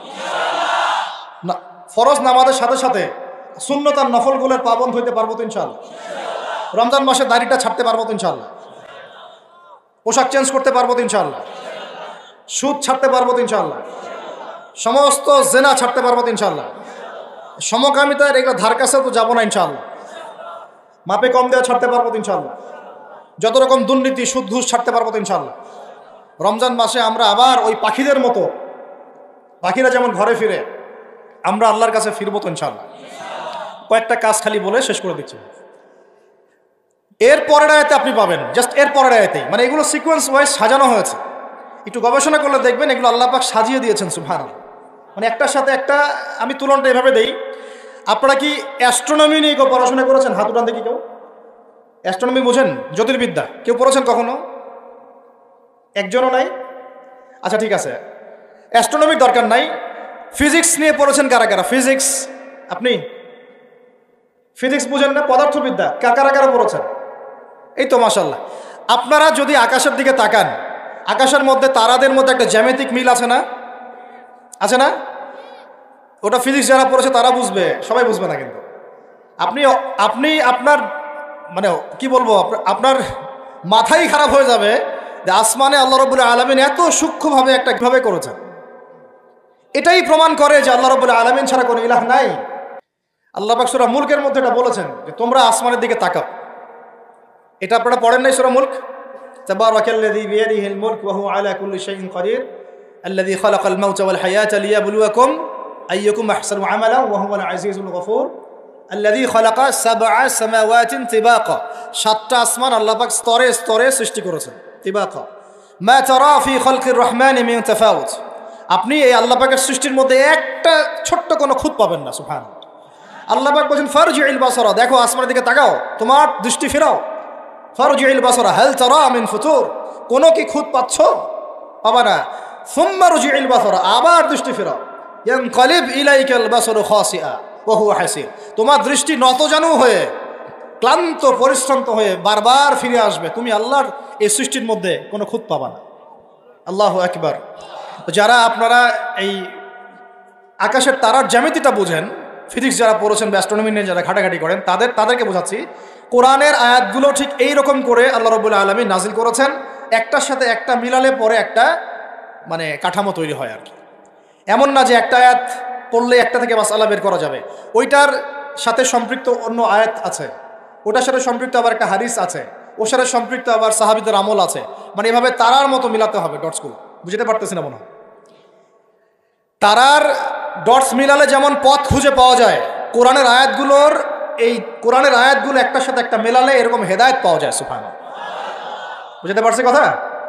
এরপরে লাগবে হাদিস, তারপরে সাহাবীদের আমল, তারপরে ইমামগণের মতামত, এভাবে আসবে আস্তে আস্তে। তো যেটা বলতে চাচ্ছিলাম, এর পরের আয়াতে আপনি দেখবেন আল্লাহ পাক বলছেন শাহরু রমাদান আল্লাযী উনজিলা ফীহিল কুরআন। সুবহানাল্লাহ। রমাদান কোন মাস? যে মাসে তুমি তাকওয়া অবলম্বন করবে, এই জন্য এই মাসকে রোজাকে ফরজ করা হয়েছে। এটা সেই মাস যেই মাসে আল্লাহ পাক কোরআন নাজিল করেছেন বলে। সুবহানাল্লাহ।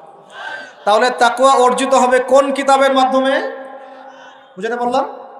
যেই কিতাব আল্লাহ পাক রমাদানে নাজিল করেছেন, সেই কিতাব ছাড়া অন্য কোন উৎস আছে যেখান থেকে আমি তাকওয়া অর্জন করতে পারবো? আছে? নাই। তার মানে আমাদেরকে রমাদান মাসে এই কোরআনের হকটা আদায় করতে হবে। রাজি আছে কিনা ইনশাআল্লাহ? আল্লাহ পাক বলেন না ইন্না আনজালনাহু ফি লাইলাতুল কদরি। আল্লাহ পাক বলছেন এই মাসে কি নাজিল করেছি? ইন্না আনজালনাহু ফি লাইলাতুল কদরি। কোন রাতে কোরআন নাজিল হয়েছে? লাইলাতুল কদর। লাইলাতুল কদর কোন মাসে? রমাদান মাসে। প্রথম দশকে না শেষ দশকে না মাঝখানে? শেষ দশকের কয় তারিখে? বেজর রাতে। এটা ভালো উত্তর। কোন রাতে? বেজর। হয় 21, না হলে 23, না হলে 27, না হলে 25, না হলে 29, কোনো একটা তো হবেই হবে ইনশাআল্লাহ। আল্লাহ পাক আমাদেরকে বেশি বেশি লাইলাতুল কদর পড়ার তৌফিক দান করেন এবং আমাদের যৌবনে আল্লাহ পাক বেশি বেশি রমাদান দান করেন। কারণ যৌবনে আমাদের শক্তি বেশি থাকে, তাই না? বার্ধক্যে গেলে তো অনেক সময় চাইলেও অনেকে রাখতে পারেন না। তো যৌবনটা আল্লাহ পাক যেন আমাদের বরকতময় করেন এবং যৌবনে বেশি বেশি আল্লাহ পাক রমাদান এবং লাইলাতুল কদর নসিব করেন। আমিন। তো এখন লাইলাতুল কদর যেহেতু রমাদানে, তাহলে কোরআন নাজিল হয়েছে কোন মাসে? রমজান মাসে। তো রমাদান মাস তাকওয়া অবলম্বন করতে বলা হচ্ছে, তাহলে কোন কিতাব দিয়ে তাকওয়া অবলম্বন করব? ব্যাস হয়ে গেল। এখন রমাদান মাসে কোরআনের 6টা হক আদায় করলে তাকওয়া অর্জন হবে। কয়টা হক? মুখস্থ করেন আমার সাথে। 1 নাম্বার, 100% মুসলমানকে কোরআন তেলাওয়াত করতে হবে। রাজি আছেন কিনা? তেলাওয়াত না পারলে শিখতে হবে। তেলাওয়াত না পারলে এটা নিজের উপর ফরজ মনে করে শিখতে হবে, নফল মনে করে শিখবেন না, ফরজ মনে করে শিখবেন। 2 নাম্বার, কোরআনের অর্থ জানতে হবে। কি করতে হবে? 3 নাম্বার, কোরআনের সমস্ত আদেশ মানতে হবে। কি করতে হবে? 4 নাম্বার, এর সমস্ত নিষেধ ছাড়তে হবে। কি করতে হবে? 5 নাম্বার, এর দাওয়াত মানুষের ঘরে ঘরে পৌঁছাতে হবে। ঠিক আছে? আর 6 নাম্বার, এই কিতাবের যে বিধানগুলো সেগুলো আমরা পর্যায়ক্রমে ব্যক্তি, পরিবার, সমাজ, রাষ্ট্র, বিশ্বে বাস্তবায়ন করব ইনশাআল্লাহ। 6টা হক কি কি বলেন আমার সাথে, আবার বলেন। 1 নাম্বার, বিশুদ্ধ তিলাওয়াত। 2 নাম্বার, অর্থ অনুধাবন। 3 নাম্বার, বলেন, আদেশ। আদেশ আছে না কোরআনে? অনেক আদেশ মানা। 4 নাম্বার, নিষেধ ছাড়া। 5 নাম্বার, এর দাওয়াত মানুষের কাছে। এই দায়িত্ব কি আমার একার না আপনার একার না সবার? আর 6 নাম্বার হচ্ছে এর বিধানগুলা পর্যায়ক্রমে বাস্তবায়ন করা। এই 6টা হক আদায় করার সর্বোত্তম মাস কোনটা? তাহলে কি অর্জন করতে পারবো? তাকওয়া ইনশাআল্লাহ। আল্লাহ পাক আমাদেরকে তৌফিক দান করেন। এটা হলো 2 নাম্বার কাজ। 3 নাম্বার, আবার পরের আয়াতে দেখবেন, দেখেন কিভাবে আল্লাহ পাক মিলিয়ে দিয়েছেন। পরের আয়াতে কি আপনি দেখবেন, আল্লাহ পাক বলছেন, ওয়া ইযা সাআলাকা ইবাদি আন্নী ফাইন্নী করিব। আমার বান্দারা, হে নবী, যদি তোমাকে জিজ্ঞাসা করে আমার সম্পর্কে, তাদেরকে জানিয়ে দিও যে আমি কাছে আছি। সুবহানাল্লাহ। কোথায় আছি? খুবই কাছে। উজিবু দাওয়াতাদ দাঈ ইযা দাআন। যখন দোয়াকারী দোয়া করে আমি তার দোয়া শুনি। কে শোনে? কবরে শয়িত মানুষ শুনে? হ্যাঁ, ওই মাজারে গিয়ে শুনে? অমুক বাবা তমুক বাবা শুনে? কে শুনে? অতএব আমি যেহেতু বান্দার দোয়া শুনি, তারাও যেন আমার ডাকে সাড়া দেয়। আল্লাহর ডাক মানে কি? হাইয়া আলাস সালাহ, এটা আল্লাহর ডাক না? যাকাত ফরজের ডাক, যাকাত দিবে, আল্লাহ পাক আহ্বান করছেন না? রমাদান মাস এসেছে, রোজা রাখো, কার আহ্বান এগুলো? আমি যখন ডাকবো সেও যেন আমার ডাকে সাড়া দেয়। আর ওয়াল ইউমিনু বি, এবং আমার প্রতি ঈমান রাখে, এতে করে তারা সুপথ প্রাপ্ত হবে ইনশাআল্লাহ। তাহলে রোজা রেখে আমরা কি করব? আমরা বেশি বেশি আল্লাহর কাছে দোয়া করবো ইনশাআল্লাহ। 3টা কাজ তো পেয়ে গেলাম। 1 হচ্ছে তাকওয়া অবলম্বন করব, মানে রোজা রাখার মতো রাখবো। 2 নাম্বার, কোরআনের হক আদায় করব। 3 নাম্বার, বেশি বেশি দোয়া করব। রোজা রাখা অবস্থায় বেশি বেশি দোয়া করব। 3 শ্রেণীর মানুষের দোয়া ফেরত দেওয়া হয় না, জানেন তো হাদিসটা? 1 শ্রেণী হচ্ছে রোজাদার, আরেক শ্রেণী হচ্ছে মুসাফির, আরেক শ্রেণী ওই যে মাজলুমের দোয়া, এটা বিফলে যায় না। আরও 1 শ্রেণী আছেন অন্য হাদিসে, পিতা মাতার দোয়া সন্তানদের জন্য, এটা আল্লাহ পাক ফেরত দেন। আমরা যারা পিতা মাতা হয়েছি, সন্তানদের জন্য বেশি বেশি দোয়া করবেন, আল্লাহ পাক তৌফিক দান করবেন। এই 3টা কাজের বাইরে আমি আরও 7টা কাজ বলে দিচ্ছি, রমজান মাসে করবেন। ঠিক আছে ইনশাআল্লাহ? 4 নাম্বার, বেশি বড় করছে, খালি পয়েন্টগুলো বলছে। 4 নাম্বার হচ্ছে রমজান মাসে বেশি থেকে বেশি মানুষকে ইফতারি করানোর চেষ্টা করবে। এই যে যুব সমাজ যারা আছেন, ইফতারের প্রজেক্ট রেডি করবেন। প্রত্যেকটা দুস্থ, অসহায়, এতিম, মিসকিন, বিধবা এই পরিবারগুলোতে 1 মাসের বাজার করে দিবেন। পারা যাবে ইনশাআল্লাহ? যত কালো টাকা উঠাইছে সব, ওগুলো টেনে টেনে বের করবেন সব, বুঝছেন? বাংলাদেশে এমন বহু মানুষ পড়ে আছে যাদের একজনের জাকাতের টাকা দিয়ে একটা গ্রামের মানুষকে খাওয়ানো যায়। ওগুলো উসুল করবেন চাপ দিয়ে দিয়ে। কটা বললাম? 4টা। বেশি বেশি মানুষকে ইফতার করানো। 5 নাম্বারটা আমার খুবই পছন্দের একটা আমল, এবং সবার সামর্থ্য হয়তো হবে না, তবে আমরা নিয়াত করি, আল্লাহ পাক নিয়াতেই বরকত দিবেন ইনশাআল্লাহ। রমজান মাসে বাইতুল্লাহ জিয়ারত, রমজান মাসে বাইতুল্লাহ জিয়ারত, যাদের সামর্থ্য আছে আল্লাহ পাক যেন তৌফিক দান করেন। আল্লাহ পাক যারা নিয়াত করেছেন তাদের কাজকে যেন আসান করেন, সফরকে নিরাপদ করেন, এবং আমাদেরকে বেশি থেকে বেশি বাইতুল্লাহ জিয়ারতের তৌফিক দান করেন। যারা নিয়াত করেছি জীবনে অন্তত একটাবার হলেও আল্লাহ পাক যেন তাদেরকে হজ করার তৌফিক দান করেন। বাইতুল্লাহ জিয়ারতে অনেক অনেক ব্যাপার আছে রমজান মাসে। ওখানে আপনার একটা পরিবেশ থাকে, একটা জান্নাতি পরিবেশ, ইবাদতের মৌসুম থাকে। হ্যাঁ, রোজা রাখা, নবী সাল্লাল্লাহু আলাইহি ওয়াসাল্লামের রওজা জিয়ারত, বাইতুল্লাহ তাওয়াফ, ঠিক আছে, ইসলামের ইতিহাসের জায়গাগুলো ঘুরে দেখা, তারাবি, মানে একটা অন্যরকম আমেজ সেখানে বিরাজ করে। আল্লাহ রাব্বুল আলামিন আমাদেরকে রমাদান মাসে বেশি থেকে বেশি বাইতুল্লাহ জিয়ারতের তৌফিক দান করেন, আমিন ইয়া রাব্বুল আলামিন। 5 নাম্বার, এটা সবার হয়তো তাকদিরে নসিব নাও হতে পারে, তবে নিয়াত করে রাখেন, আল্লাহ পাক কোনো না কোনো দিন তৌফিক দিবেন ইনশাআল্লাহ। 6 নাম্বার, রমজান মাসে আমরা আমাদের ফরজ আমলগুলো কোনো অবস্থায় ছাড়বো না ইনশাআল্লাহ। স্পেশালি আমি এখানে একটা ফরজের নাম উল্লেখ করছি, সেটা হলো জাকাত। সালাতের কথা আমি না বলে জাকাত বললাম কেন? কারণ নামাজ আপনারা সবাই পড়েন রমজান মাসে, কিন্তু জাকাত বেশিরভাগ মানুষ দেয় না। আর জাকাত ইসলামী অর্থনীতির মূল ভিত্তি। জাকাত ছাড়া ইসলামী অর্থনীতি সচল থাকবে না।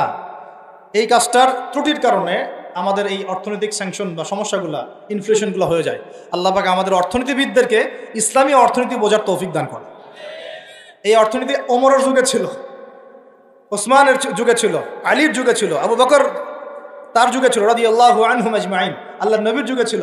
তখন গরিব মানুষ এইভাবে ছেঁচেও একটা খুঁজে পাওয়া যাইতো না, একটা গরিব মানুষ। আর এখন কি অবস্থা তো দেখতেই পারতেছেন।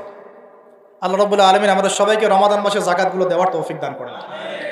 7 নাম্বার হচ্ছে রমাদান মাসে এমনিতেই বেশি থেকে বেশি নফল দান সদকা করবেন ইনশাআল্লাহ। আল্লাহ পাক বেশি বেশি নফল দান সদকা করার তৌফিক দান করেন। 8 নাম্বার, রমাদান মাসে ফরজের সাথে সুন্নত আর নফলে অনেক বেশি পাবন্ধ হওয়ার চেষ্টা করবেন। খাস করে রমাদান মাসে কিয়ামুল লাইল এবং তারাবির কোনোভাবে যেন ছুটে না যায়। অনেকে মনে করে যে তারাবি পড়লে রাত্রে আবার ওঠা যাবে কি যাবে না? যাবে। তারাবির নামাজ আপনি প্রথম রাত্রে পড়লে শেষ রাত্রে আবার নামাজ পড়তে পারবেন ইনশাআল্লাহ, কোনো সমস্যা নেই। বরং ওটা আরও ভালো। ওই সময় আল্লাহ রাব্বুল আলামিন আহ্বান করতে থাকেন, কে আছো চাইবা আমার কাছে আমি দিব, কে আছো আমাকে ডাকবা আমি ডাকে সাড়া দিব, কে আছো আমার কাছে ইস্তেগফার করবো আমি ক্ষমা করব। প্রথম রাত্রেও তারাবি পড়বেন ইনশাআল্লাহ, শেষ রাত্রেও চেষ্টা করবেন অন্তত 2-4 রাকাত হলেও নামাজ পড়া। আল্লাহ পাক তৌফিক দান। তো তারাবি নিয়ে অনেক কথা এখানে শোনা যাবে ডানে বামে। আর আমাদের তো ইস্যু পাগল জাতি, মাশাআল্লাহ। আমরা কি পাগল জাতি? ইস্যু পাগল। 8 টাকা 20 টাকাতে আসবে সামনে, এখনো লঞ্চ করেনি ওরা। কিছু কিছু কিছু শোনেন, এগুলো বাস্তব অভিজ্ঞতার আলোকে বলছি। কিছু কিছু মানুষকে আমাদের সমাজে ছেড়ে দেওয়া হয়েছে যাতে এরা মুসলমানদেরকে আপোষের গন্ডগোলের মধ্যে ব্যস্ত রাখে। ছেড়ে দেওয়া হয়েছে, এরা পেইড, এদেরকে পেট্রোনাইজ করা হয়, এদের এজেন্ডাই এটা। এরা আপনাকে আমাকে লাগাই দিবে, আমাদেরকে মূল ওই শেকড় থেকে সরাই দিবে, দিয়ে ডালপালায় ব্যস্ত করে রাখবে। এবং এইগুলোতে পিছনে কাজ করতেছে কিছু দাড়ি টুপিওয়ালা মানুষও। কিছু দাড়ি টুপিওয়ালা মানুষেরও এভাবে ওদেরকে কিনে ফেলা হয়েছে যে তোমাদের কাজই হচ্ছে মুসলমানদের মাঝখানে খালি লাগাই দিবা। দেখেন, একটা অন্যতম মানে মেজর একটা ইস্যু কাদিয়ানি ইস্যু, একদম চুপ, কোনো কথা নাই। একটা মেজর একটা ইস্যু হচ্ছে ইসাই মুসলিম ইস্যু। সারা বাংলাদেশে ইসাই মুসলিম বানাচ্ছে মানুষকে, একদম চুপ, কোনো কথা নাই। একটা মেজর একটা ইস্যু ফিলিস্তিন ইস্যু, একেবারে মুখে কুলুপ, কোনো কথা নাই। একটা মেজর একটা ইস্যু। এবং এই যে একটা কি বলবো বিতর্কিত শিক্ষানীতি, একদম চুপ, কোনো কথা নাই, কোনো কথা নাই, চুপ। সুদভিত্তিক অর্থনৈতিক সিস্টেম, একদম গোড়ার একটা সমস্যা, একটা কথা নাই। পুরো ভূরাজনৈতিক প্রেক্ষাপটে মুসলমানদের আজকে মেরে কেটে কচু কাটা করে ফেলছে, একদম চুপ, কোনো কথা নাই। পরে থাকবে তোর আমিন জোরে আর আমার আস্তে, তো হাত কোথায় বাদস, নিচে না উপরে, রফলি দেন করস না পায়ে পা লাগাস না। তো যেন আমাদের একজন বরেণ্য আলেম আছেন, তরুণ ভাই আমাদের, মাশাআল্লাহ, আমরা দোয়া করি আল্লাহ পাক ভাইয়ের নেখায়াত আল্লাহ পাক বরকত দান করেন, লম্বা নেখায়াত দারাজ করেন, সুস্থ রাখেন। ও ভাই বলছে, ভাই আমি তো, এরা তো তর্ক করে আমিন জোরে জোরে বলবো না আস্তে বলবো। আমি তো বলি আমি আমিন বলিই না। দেখি আমি যদি আমিন না বলি আমার নামাজটাকে কেউ ভুল প্রমাণ করে দেখাক, দেখেন আমার নামাজ বাতিল প্রমাণ করে দেখান। আমি আমিন বলিই নাই। আপনি মারামারি করতেছেন জোরে না আসতে, এটা নিয়ে আমি বলিই নাই। আমার নামাজটাকে বাতিল প্রমাণ করে দেখান ফিখে রসুল থেকে। পারবেন? কিয়ামত পর্যন্ত পারবেন না, কিয়ামত পর্যন্ত পারবেন না। কারণ ওটা কোনো ফরজ কিছু ছিল না। নামাজ হয়ে গেছে, আমার নামাজ কি হয়েছে, হয়ে গেছে। একজন বলতেছে যে কি, হ্যাঁ চুপে না আসতে, একটা কি হাত বাঁধাবাঁধি, হ্যাঁ নাভের উপরে নিচে ইত্যাদি ইত্যাদি। তো ভাই আমি বাঁধি নাই, হাত কি করি নাই, আমার নামাজ ভুল প্রমাণ করে দেখান। বসেন আমার সাথে দেখি, হাত বাঁধি নাই আমার নামাজ হয় নাই, প্রমাণ করে দেখান। তাহলে আপনাদেরকে বুঝাইতে চাচ্ছি যে মূল যে বড় বড় ইস্যুসগুলো আছে আমাদের শেকড়ের সমস্যা, এইগুলো থেকে দৃষ্টিভঙ্গি সরাই দিয়ে সারাদিন এমন কিছু বিষয় নিয়ে আমাদেরকে ব্যস্ত করে রাখা হয়েছে, যার ফলে আমরা আমাদের মূল গন্তব্য থেকে সরে গেছি। আরও 100 বছর এভাবে চলতে থাকেন তাহলে নাকি ভাই? আরো 10-20 বছর এভাবেই যাক নাকি? চোখ খুলেন ভাই, চোখ খুলেন, চোখ খুলেন, কলবের চোখটা খুলেন, মূল জায়গায় আসেন। মূল জায়গা হচ্ছে আমাদের তাওহীদ, মূল জায়গা আমাদের সুন্নাহ, মূল জায়গা আমাদের নবীর দ্বীনের ইকামত, মূল জায়গা আমাদের নবীর দ্বীনের দাওয়াত এবং এটা প্রতিষ্ঠার জিহাদ। মূল জায়গা হচ্ছে অর্থনীতি সমৃদ্ধ করা, মূল জায়গা হচ্ছে সুদ থেকে আমাদেরকে বের হয়ে আসা, মূল জায়গা হচ্ছে আমাদের দুর্নীতিগুলো কমানো, মূল জায়গা আমাদের শিক্ষানীতিগুলো ঠিক করা। মূল জায়গা কোনগুলা? এগুলো কি আপনাদেরকে বুঝাইতে হবে? আল্লাহ পাক আপনাদেরকে বোঝার তৌফিক দান করেন। আমি তো এগুলো নিয়ে অনেক তর্ক হবে, আমি আমার মতো করে বলে দিচ্ছি। তারাবির নামাজ পড়বেন জামাতে, 1 নম্বর কিসে? 2 নম্বর পড়বেন 20 রাকাত। কয় রাকাত? কেউ যদি বলে আমি কম পড়ি, বলবেন সমস্যা নাই, পড়েন, কোনো সমস্যা নাই। কেউ যদি বলে আমি আরো বেশি পড়ছি, পড়েন, কোনো সমস্যা নাই। কোনো সমস্যা নাই, পড়ুক। আপনি 20 রাকাত পড়েছেন, কিন্তু কেউ যদি বলে 20 রাকাত বেদাত, তখন সমস্যা আছে। কারণ উসমান রাদিয়াল্লাহু আনহু যদি 2 আজান দিতে পারেন, আমার দিতে কোনো আপত্তি নাই, আমার দিলে কোনো গুনাহ, আমি বেদাতি হব। যদি আমি বেদাতি হয়ে যাই, তাহলে উসমান রাদিয়াল্লাহু আনহুকেও বেদাতি বলতে হবে, নাউজুবিল্লাহ। এটাও বাংলাদেশের মানুষ বলেছে, নাউজুবিল্লাহ, আস্তাগফিরুল্লাহ। সাহাবীও বেদাত করছে, নাউজুবিল্লাহ। এগুলো থেকে দূরে থাকবেন, বুঝবেন, মুহাক্কিক আলেম চিনতে হবে আপনাদেরকে। আর উমর ইবনে খাত্তাব যদি নিজে 20 রাকাত পড়ে থাকেন জামাতে, আমার পড়তে কোনো আপত্তি, ব্যাস। আপনি যদি কম পড়েন, কোনো সমস্যা নাই, পড়তে পারেন। আপনি যদি বলেন আমি আরো বেশি পড়ি, কোনো সমস্যা নাই, পড়তে পারেন। আরেকটা বিষয় করবেন, খতমে তারাবি, খতমে কোরআন পড়বেন। কি পড়বেন? কোরআনটা খতম করবেন। আল্লাহ রাব্বুল আলামিন এই 8টা কাজ করার তৌফিক দান করেন। আর 2টা বাড়াই দিব, বিরক্ত হচ্ছেন? আর 2টা বাড়াই দেব। 9 নাম্বার, এটা হচ্ছে রমাদান মাসে। 8টা কি মনে আছে আপনাদের? আমি তো ভুলে যাচ্ছি। আমার সাথে বলেন তো, 1 নম্বর কি বলছিলাম? তাকওয়া অবলম্বন করবো ইনশাল্লাহ, ঠিক আছে ভাই? 2 নম্বর কি বলছিলাম জানি? কোরআনের হক আদায় করা। 3 নম্বর বেশি বেশি দোয়া করা। 4 নম্বর কি বলেছিলাম? হ্যাঁ, যদি সম্ভব হয় বাইতুল্লাহ জিয়ারত, ওমরা করা। 5 নম্বর বলেছিলাম বেশি বেশি মানুষকে ইফতার করানো। 6 নম্বর কি বলেছিলাম? যাকাতগুলো দিয়ে, সবগুলো ফরজের পাবন্ধ হয়, স্পেশালি যাকাতগুলো দিয়ে দেওয়া। 7 নম্বর বলেছিলাম বেশি বেশি দান সদকা করা। 8 নম্বরে কি বলেছিলাম? এই তারাবি সালাত এবং নফল আমলগুলো বাড়ানো। তারাবি সালাত পড়বেন, নফল আমল, সুন্নত আমল বাড়াই দিবেন। আল্লাহ পাক তৌফিক দান করেন। 9 নম্বর বলতে চাচ্ছিলাম যে প্রত্যেকটা এলাকা থেকে, প্রত্যেকটা মসজিদ থেকে, প্রত্যেকটা মাদ্রাসা থেকে রমাদান মাসে বিনামূল্যে কোরআন শিক্ষার কার্যক্রম চালু করে। পারা যাবে ইনশাআল্লাহ? অন্তত আপনাদের এলাকা থেকে, এই এলাকার মসজিদ থেকে, এখানকার মাদ্রাসাগুলো থেকে বিনামূল্যে কোরআন শেখানোর কার্যক্রম করা যাবে না ইনশাআল্লাহ? নারী পুরুষ সবার জন্য উন্মুক্ত করে দেন, সবার ঘরে ঘরে কোরআন শিক্ষাটা পৌঁছে দেন। তাহলে আমরা ওস্তাদদেরকে হাদিয়া কিভাবে দিব? যারা শ্রম দিবেন, সময় দিবেন, আপনারা আপনাদের পকেট থেকে অর্থ বের করে কালেকশন করে ওস্তাদকে হাদিয়া দিবেন ইনশাআল্লাহ, এবং মানুষের জন্য ফ্রি করে দিবেন। তারা আসবে, শিখবে, এবং 1 মাসের মধ্যে কোরআন শেখানো যায় না? কিছুটা শেখানো যায় না? ওই অতটুকু শিখুক, আল্লাহ পাক ওই ওসিলায় যদি কবুল করেন, তাতেও তো ইনশাআল্লাহ আগামী দিনে তার জন্য কল্যাণ করে দেবেন। আল্লাহ পাক আমাদের সবাইকে এই কথাগুলো বোঝার তৌফিক দান করেন। এবং 10 নম্বর এবং সর্বশেষ কাজ হচ্ছে, রমাদান মাসে আমরা আমাদের বিগত জিন্দেগির যত গুনাহ, এগুলোর জন্য যেমন ইস্তেগফার করব, এবং সারা জীবন আল্লাহ পাকের সমস্ত কবিরা এবং কাবায়ের, ফাওয়াহিশ, এগুলো থেকে দূরে থাকবো, এই মর্মে একটা দৃঢ় প্রত্যয় আমরা ব্যক্ত করব। আগের গুনার জন্য তওবা করব, এবং আগামী পুরো জিন্দেগি যেন গুনাহমুক্ত জীবনযাপন করতে পারি, এই চেষ্টা আমরা অব্যাহত রাখবো। আল্লাহ রাব্বুল আলামিন এইভাবে রমাদানকে সাজানোর তৌফিক আমাদেরকে দান করেন। আমরা দোয়া করি আল্লাহ পাক যেন আমাদের সবাইকে রমাদানে সুস্থ রাখেন, নিরাপদে রাখেন, এবং সুস্থতার সাথে, নেক হায়াতের সাথে, উদ্দীপনার সাথে, উৎসাহের সাথে রমাদান মাসের এই শ্রমগুলো রাখার তৌফিক দান করেন।